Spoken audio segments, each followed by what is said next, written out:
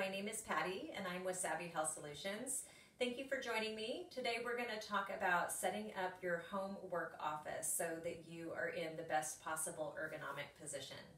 Starting with your seated position when you are working from home, let's talk a little bit about your foot position and how you can adjust your chair to be in the best possible position for you. Starting with our feet, we are going to have our feet grounded, all 4 points of our feet grounded on the floor with our feet about 6 inches apart. And we want to create a nice 90-degree angle between our ankles and our knees and our hips. Okay, notice how right here I am sitting up on the front third of my chair.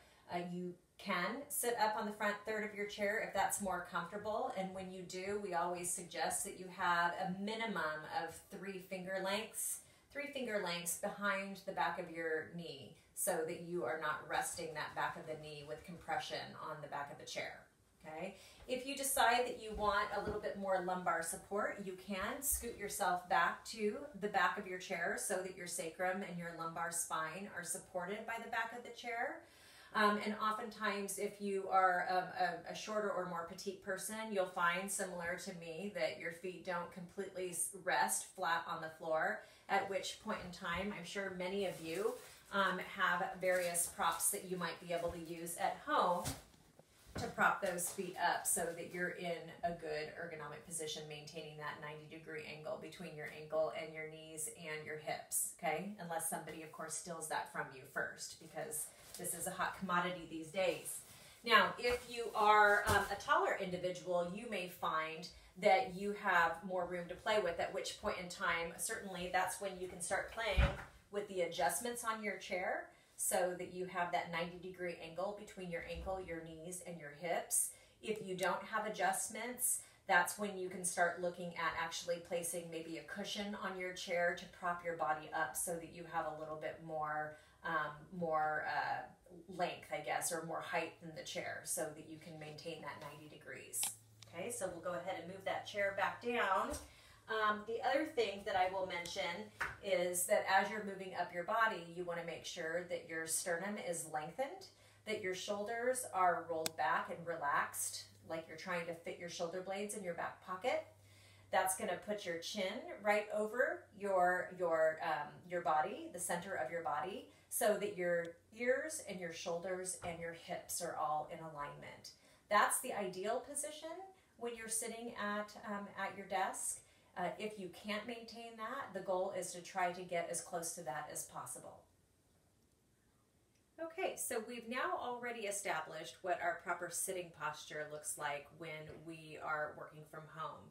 Now we're going to introduce the actual computer and the keyboard and the desk to the situation so that we can adjust that sitting position in relation to those items. So I'm going to rotate around. We talked about how we wanted to have our feet flat on the ground. So now you've adjusted yourself accordingly.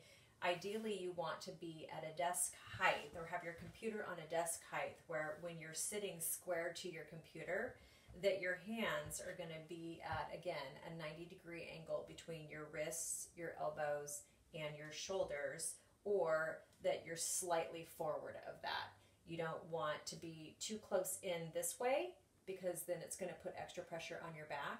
You don't want to be too far out this way with your keyboard too far away from you because that's going to put strain on your shoulders and your neck, and it's going to translate to your head craning forward, which is something that we want to avoid.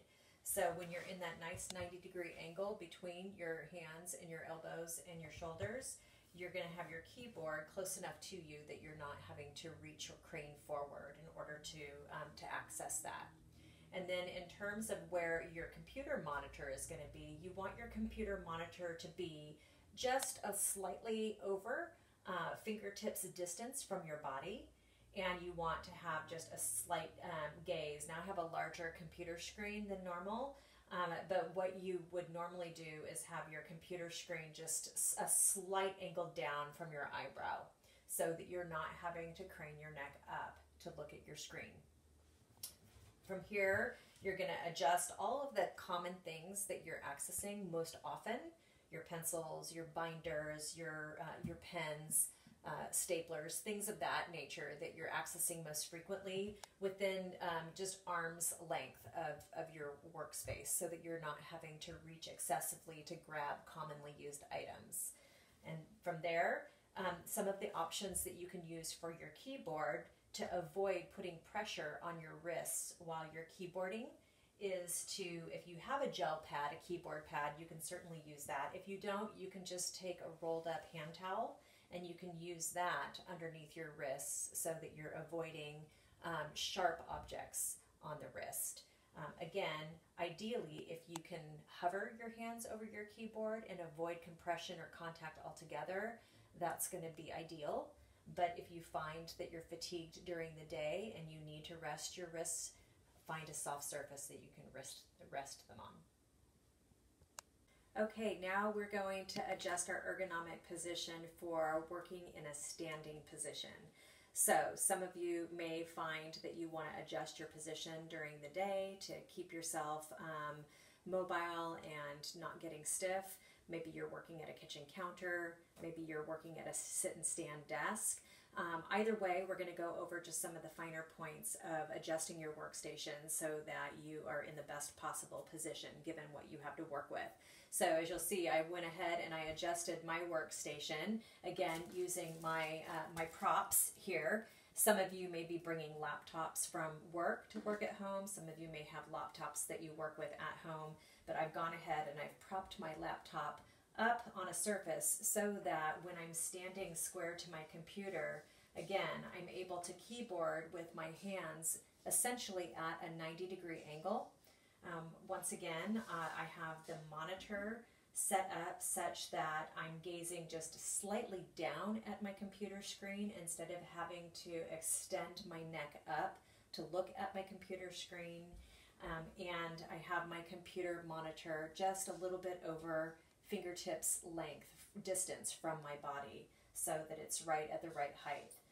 In terms of the keyboard, if you have a removable keyboard that you can use so that you have something a little bit bigger that you can adjust, that would be ideal. In this particular case, I don't have that, so I'm just using the keyboard that's part of the laptop. When you are mousing, one of the things that you want to think about is that you have a couple of different choices. You have a choice of this type of a mouse, which will allow you the ability to keep your wrist in a little bit more of a neutral position, or you can use kind of the standard mouse that most of us are accustomed to. When you're mousing, one of the things that you want to think about is that you want to move your mouse side to side with your whole hand as opposed to using your wrist to rotate your mouse back and forth. When you do this over a consistent period of time, you will start to feel the fatigue in your wrist joints. So you want to move your entire hand, and when you're not actually using the mouse, you want to remove your hand from the mouse and maybe rest your hands in your lap as opposed to resting them on the surface of your desk. So those are just some tips on keeping your body feeling good at the end of the day, how to adjust your body so that you're in the best possible ergonomic position. Hopefully these tips and tools have been helpful for you. Thank you for joining us.